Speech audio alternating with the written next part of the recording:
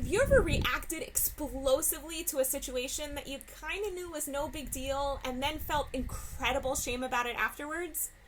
I'm Hannah Mason, and in today's Spark, we're going to be exploring activating your adult mind. I've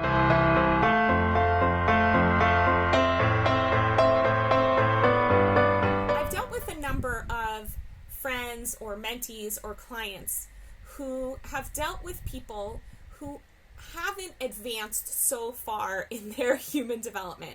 And some of these people might be 5 or 25 or 85. I notice it doesn't really matter all that much.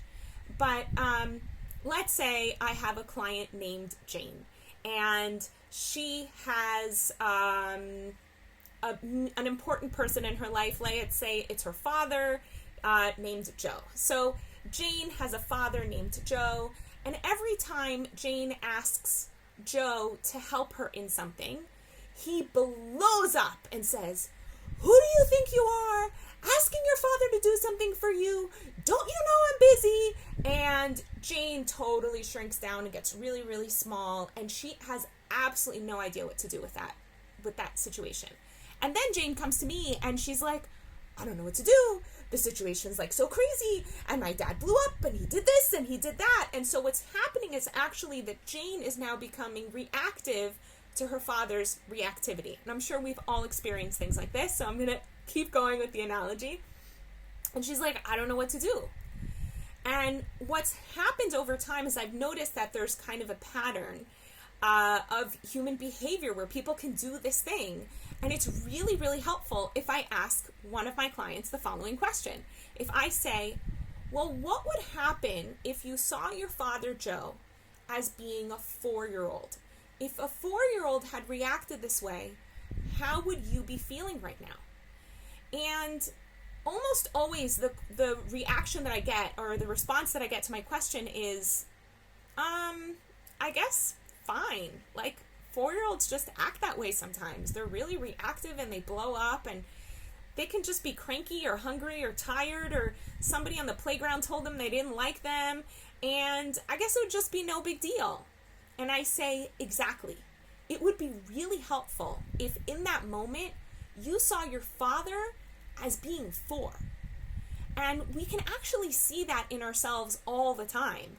That sometimes we have what in Kabbalah we call mochin de gadlut. We have an adult, elevated, expanded consciousness, however you want to call it. And sometimes we have mochin de katnut. We have a smaller, narrow, or child consciousness. And those are really big words that I just threw out. So I'm going to put them in really simple terms. Children are incredibly reactive. When they're hungry right now, and they need to eat right now. When they're thirsty, right now. They need to go to the bathroom. They can't hold it in. They can't say, "Oh, wow, I'm in the middle of an airport. Let me walk down 5 minutes until I find the appropriate bathroom." No, they just go in their pants instantly, right? There's a very reactive state to being a child. So as much as we say, "Oh, children are so innocent, they're so sweet," and you know what, there's something really beautiful and sweet about a child, and at the same time, there's something like crazy, wacko, animalistic about children. Like, they're totally out of control. They have zero self-control. And one of the things we're hoping that children do as they mature and as they grow up is we're hoping that they activate their prefrontal cortex and take more and more control over their lives. So even though Johnny might be hungry right now, he could see that his mother and father are in the middle of a very important conversation, and he could hold off for 10 minutes. He might be able to hold off for half an hour, depending on how old Johnny is. He might be able to hold off for 2 hours once he's in his teens. And he could see, wow, I really don't want to interrupt this. It's really important. I'll wait, right? Or he might even say, "I'm going to take care of feeding myself right now." Go into the kitchen, right? It's just like that, activating that prefrontal cortex, that frontal lobe, and saying, okay, what needs to happen right now, and stopping the impulses that come up. And those impulses might be physical things like hunger and thirst. They might be emotional things like anger might come up, and that doesn't mean that the kid has to immediately explode. They might feel sad, but that doesn't mean the kid has to immediately cry. This is what we're hoping over the course of someone's development. Now, the reality is that, as my friend Ayelet Shamron, hey Ayelet, who's also a life coach, something that she said so beautifully just yesterday, she said, every single one of us has, to some degree or another, the ability to just be totally out of control, the ability to be bipolar. We're all sitting on the spectrum, where on the one hand, we can be in control in certain situations, but maybe there's something that triggers us and we just blow up. So the question is, how do we help ourselves create more of this mochin de gadlut, more of this adult mind, where we're more in control here rather than acting from the animal part all the way in the back? And the answer to that question is mindfulness, is actually training our prefrontal cortex to be more in control. So all sorts of activities can really help with that. One is engaging in tasks that put us in the zone, like doing art or running or engaging in sports where we find that we're just really focused and centered. A practice like yoga or Tai Chi where you're really in your breath often. Meditation, of course, is incredibly helpful because it's teaching you to be in control of your thoughts. And meditation is one of the tools that I actually want to talk about tomorrow. But all of these different mindfulness practices, you can even just walk and watch yourself walking. You can, as you're cooking, observe yourself cooking. Stay in the present moment. You'll see thoughts coming in, and you just say, not now, right? That's something that an adult can do that a small child isn't capable of. A thought comes into them, and they want to react to it immediately. So when we're in a reactive state, what we've done is we've sunk into what Eckhart Tolle calls just being in this like reactive place where we're totally unaware.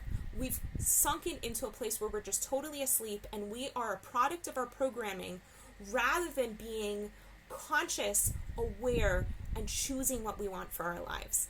And we're all working on it. We're all doing everything that we can to become more and more conscious. But the more effort that you put and more time that you dedicate each and every day into being a more conscious person, just the happier you're going to be. So one tip I want to give you right now is a tip that I actually gave today to a client that I find incredibly helpful. Something that you'll notice if you do any mindfulness practice that involves breathing is you'll be more apt to notice throughout the day that you tend to hold your breath. A lot of us do. When we're in the middle of things, we hold our breath and we're just holding so much tension. So you can put an alarm on your phone every hour, every half hour, every 2 hours, whatever's convenient for you and speaks to you. You can put an alarm to just breathe. And just breathing, just through the breath. That's what Eckhart Tolle says. It's also what we say in Jewish tradition, that the way God created man is actually through breath. So it's actually how we connect to our highest state, to our most divine state, is just by breathing. Just by observing our breath. And we can do that for 5 seconds, we can do it for 30 seconds, we can do it for a minute, even for a short amount of time. Just brings us back to a state of higher consciousness, higher awareness, and being less animalistic and less reactive. And if you feel like, wow, you'd like more help with that, that feels a little bit overwhelming right now, or you want more tools to make that happen, coaching can really help. I happen to have time in my schedule. I'm available to see clients right now.